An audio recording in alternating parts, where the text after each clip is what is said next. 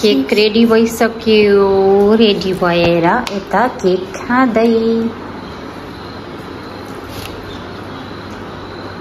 यो चाहिँ मेरो लागि कम्प्लेन छ मेरो ल केक खाम है त साथीहरु मैले खाएको वाउ अन्डाबाट बनाएको हो यो केक चाहिँ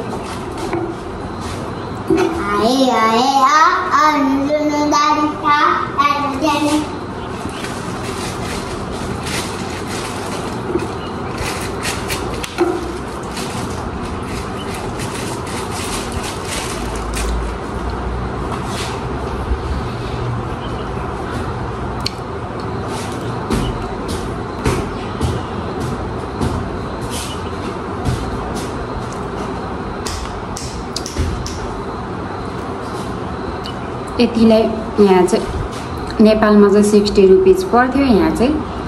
20 रुपैयाँ रे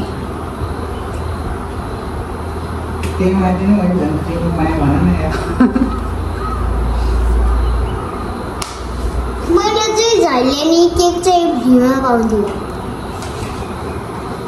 यम्मी यम्मी पेस्ट्री बनिरह्यो साथीहरु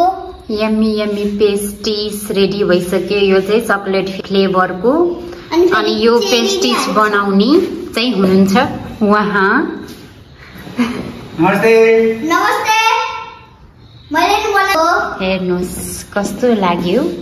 कमेन्ट गर्नु होला एन्ड लाइक फाइनली पेस्ट्रीज पछि